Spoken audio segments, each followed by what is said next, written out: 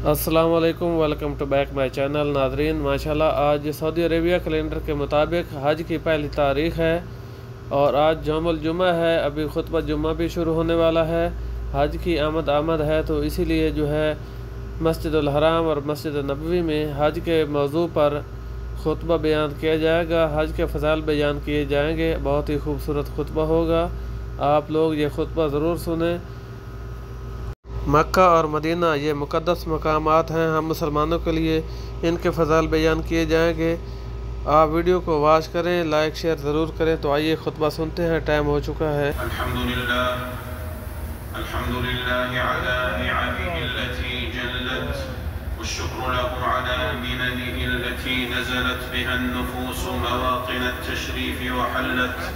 وأشهد أن لا إله إلا الله وحده لا شريك له شهادة تقشعت بها ظلم الشبهات وولت.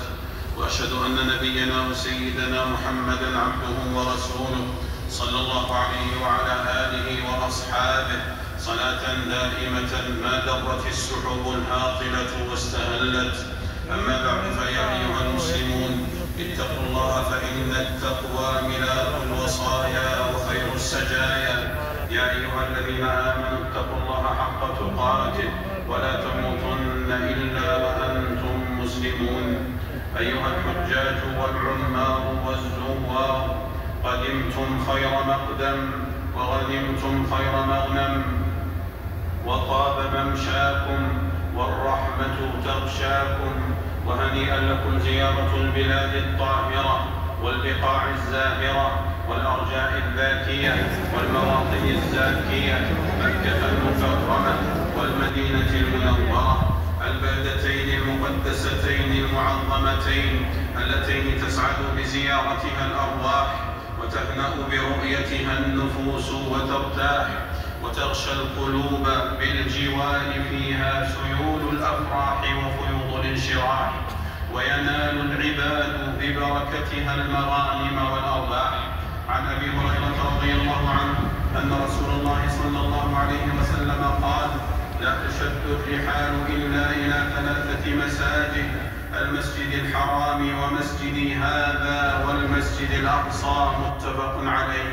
وعن جابر رضي الله عنه عن رسول الله صلى الله عليه وسلم أنه قال: إن خير ما ركبت إليه الرواحل مسجدي هذا والبيت العتيق. أخرجه أحمد. أيها الحجاج والعمار والزوار، إنكم في مواطن النفحات ومساقط الرحمات ومتنزل البركات وموضع الخيرات. ومن أم البيت وأحرم بالحج فلم يرفث ولم يفسق ولم يخالط شيئا من المآثم حتى انتهى من نسكه غفر له ما تقدم من ذنوبه وخطاياه. عن أبي هريرة رضي الله عنه قال: قال رسول الله صلى الله عليه وسلم: من حج فلم يرفث ولم يفسق رجع كما ولدته أمه. متفق عليه. وعنه رضي الله عنه قال: قال رسول الله صلى الله عليه وسلم: العمرة إلى العمرة كفارة لما بينهما، والحج المبرور ليس له جزاء إلا الجنة. متفق عليه. أيها الحجاج والعمار والزوار، نزهوا الحرمين الشريفين وعظموا حرمتهما وراعوا مكانتهما، واحذروا ما يعكر صفو الشعائر والمشاعر، وإياكم والجدال بالباطل، وإياكم والتنازع والتخاصم والتقاطع والتشاجر والشقاق والافتراق. ولا تجعلوا الحج مسرحا للخلافات والمخاصمات والمشاحنات والعداوات، ولا مكانا للمهاترات والمشاتمات والهتافات والعصبيات والحزبيات. قال جل وعز: الحج أشهر معلومات، فمن فرض فيهن الحج فلا رفث ولا فسوق ولا جدال في الحج. أيها الحاج السالك الناسك، تفقه في المناسك قبل أن تتلبس بالإحرام وتقصد البيت الحرام، واسأل العلماء عما أشكل عليك، واحذر استفتاء الجاهلين وسؤال من لا يعرف بالعلم والفتوى.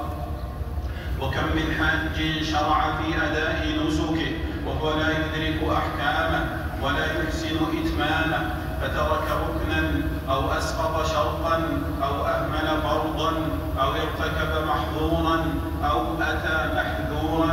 وقد أمر الله تعالى الحجاج والعمار بإتمام النسك وإكماله، فقال جل وعز: وأتموا الحج والعمرة لله، أي ائتوا بهما تامين كاملين بمناسكهما وشرائطهما ابتغاء وجه الله تعالى من غير توان ولا نقصان.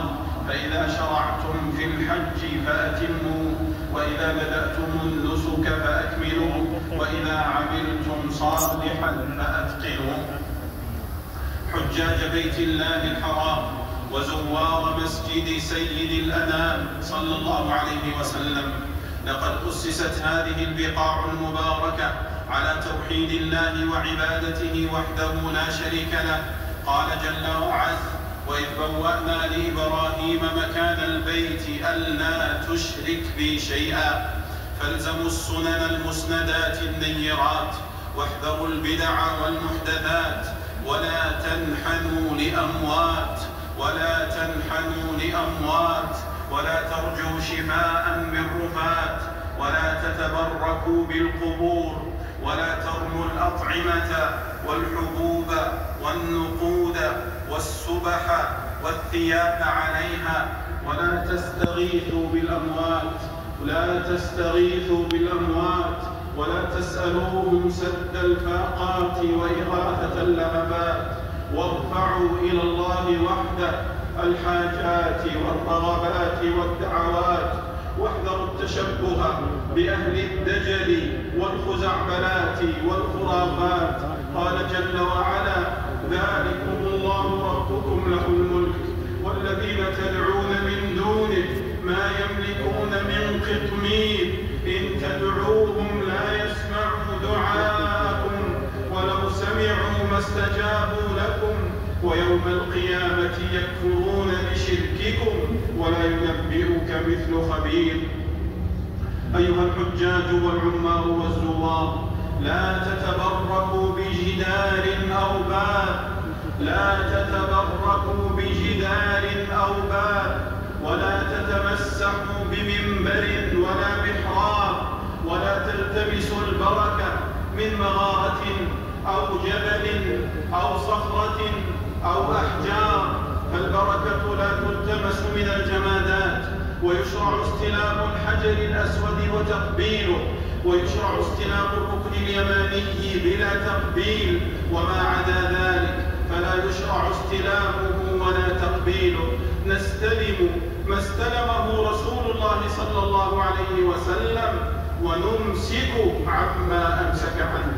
ومن أحب أن يأتي الملتزم وهو ما بين الحجر الأسود والباب، فيضع عليه صدره ووجهه وذراعيه وكفيه، ويدعو ويسأل الله تعالى حاجته، فعلى ذلك في غير مزاحمة ولا مدافعة ولا إيذاء، لثبوت ذلك عن بعض الصحابة رضي الله عنهم.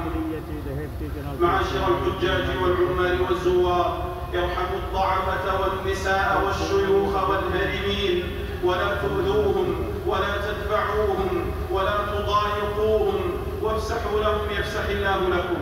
وعليكم بالرفق والتمهل والترسل ولين الجانب والمسامحة وترك المزاحمة، وتجلبوا السكينة واستشعروا الخشية، والزموا الوقار، وأرشدوا الضال وساعدوا العاجز والمحتاج، وأكثروا من التوبة والاستغفار، وأظهروا التذلل والانكسار والندامة والافتقار والحاجة والاضطرار، وتذكروا جلالة المكان وشرف الزمان.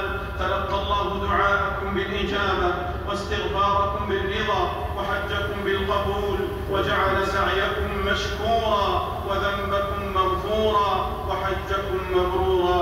أقول ما تسمعون وأستغفر الله فاستغفروه، ويا فوز المستغفرين. الحمد لله آوى من إلى لطفه آوى، وأشهد أن لا إله إلا الله وحده لا شريك له، داوى بإنعامه من يئس من أسقامه الدواء، وأشهد أن نبينا وسيدنا محمدا عبده ورسوله من اتبعه كان على الهدى ومن عصاه كان في الغواية والردى صلى الله عليه وعلى آله وأصحابه صلاة تبقى وسلاما يترى. أما بعد فيا أيها المسلمون اتقوا الله وراقبوه وأطيعوه ولا تعصوه. يا أيها الذين آمنوا اتقوا الله وكونوا مع الصادقين. أيها المسلمون لقد حظي الحرمان الشريفان بفضل الله تعالى برعاية سامية وعناية ضافية وخدمة وافية من لدن خادم الحرمين الشريفين وولي عهده أيدهما الله تعالى، ووجهت الجهود وجندت الجنود وحشدت الحشود لأجل أمن الحجيج وسلامتهم وصحتهم وراحتهم. ونالت مكة والمدينة من التعمير والتطوير ما ليس له في سابق الأزمان مثيل ولا نظير، في ظل حكم رشيد ظاهر وأمن وافر واستقرار باهر وعدل سائر وخير زاخر، والناس من بحره أو من منابله ما بين مغترف منه ومعترف. وقد اقتضت السياسة الشرعية والمصلحة المرعية تحديد عدد الحجاج كل عام دفعا لمفاسد الزحام ومنعا لحصول الفوضى ووقوع الاختلال والاضطراب في الحج، فلا حج إلا بتصريح، ومن لم يحصل على تصريح الحج من الجهات الرسمية فهو معذور في تأخير حجته حتى ينال التصريح. فيا من تخالفون النظام وترتكبون الحرام وتتجاوزون المواقيت بلا إحرام، أي حج تقصدون وأي ثواب تريدون وأي أجر تبتغون، فانتهوا عن هذه الأفعال الذميمة الوخيمة، وإياكم والتذرع بالذرائع الساقطة الواهية، وانظروا بعين العقل والتروي والبصيرة تعرفوا حكم هذا القرار وفوائده الجسيمة وعوائده العظيمة.